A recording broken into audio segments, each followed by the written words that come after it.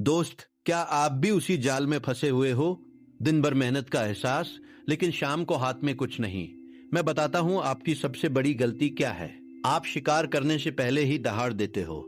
जैसे ही आपके दिमाग में कोई नया आइडिया आता है, कोई नया सपना जागता है, आप तुरंत अपने दोस्तों को फोन लगाते हो, सोशल मीडिया पर स्टेटस डालते हो और दुनिया की वाहवाही बटोरने लगते हो। आपको लगता है कि आप मोटिवेटेड हो रहे हो, लेकिन सच तो यह है कि आपकी वो पूरी ऊर्जा जो उस काम को पूरा करने में लगनी चाहिए थी, वो लोगों को दिखाने और बताने में ही खत्म हो गई।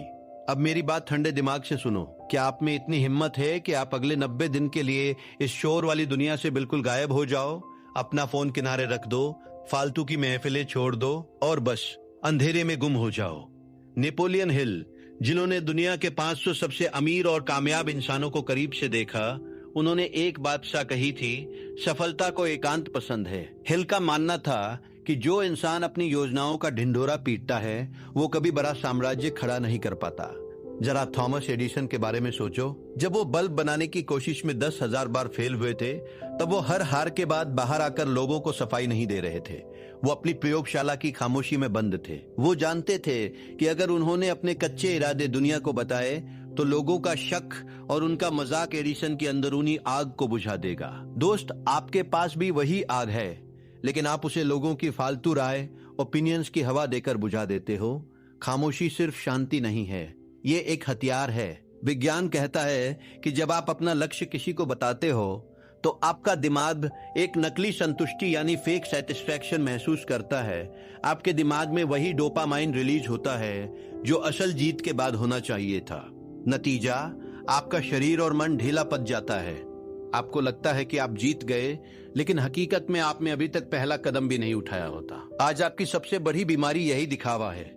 आप उन लोगों को इम्प्रेस करने की कोशिश कर रहे हो जिन्हें सच में आपकी परवाह नहीं है। सोचो, कितनी बार ऐसा हुआ कि आपने पूरे जोश में किसी को अपना बड़ा प्लान बताया और अगले ही दिन आपका मन उस काम से उब गया। ऐसा इसलिए हुआ क्योंकि आपने अपनी गुप्त शक्ति यानी अपनी खामोशी को सस्ते में बेच दिया। जब आप चुपचाप मेहनत करते हो, तो आपके अंदर एक दबाव, प्रेशर बनता है, और वही दबाव एक आम कोयले को हीरा बनाता है, और वही दबाव एक आम कोयले को हीरा बनाता है। अगर आप वाकई अपनी पहचान बदलना चाहते हो, तो इन 3 नियमों को अपनी आत्मा में उतार लो। नियम नंबर 1, मुंह बंद और काम शुरू। अगले 90 दिनों तक किसी को भनक भी नहीं लगनी चाहिए कि आप क्या सीख रहे हो या किस प्रोजेक्ट पर काम कर रहे हो। अपनी प्रोग्रेस को एक गुप्त तिजोरी में बंद कर दो। याद रखना, शेर शिकार करने से पहले ढिंडोरा नहीं पीटता। आपके परिणाम ही आपकी पहली गवाही होने चाहिए। नियम नंबर 2, स्पष्टीकरण देना बंद करो। जब लोग पूछे कि कहाँ गायब हो या आजकल क्या कर रहे हो, तो बस मुस्कुराकर बात टाल दो। उन्हें अपनी प्लानिंग समझाने में अपनी कीमती ऊर्जा बर्बाद मत करो। दुनिया को बताने की भूख को खत्म करो, क्योंकि आपका रिजल्ट उन्हें वो जवाब देगा जो आपकी जुबान कभी नहीं दे सकती। नियम नंबर 3, अंधेरे का अनुशासन। जब पूरी दुनिया गहरी नींद में सो रही हो, उस वक्त आपको जागना है। वो सन्नाटा, वो अकेलापन आपकी मेहनत का गवाह होना चाहिए। इन 90 दिनों में अपनी स्किल को इतना धार दो कि जब आप बाहर आओ, तो लोग आपको पहचान ना पाएं। वे कहें कि ये वही इंसान है या कोई और।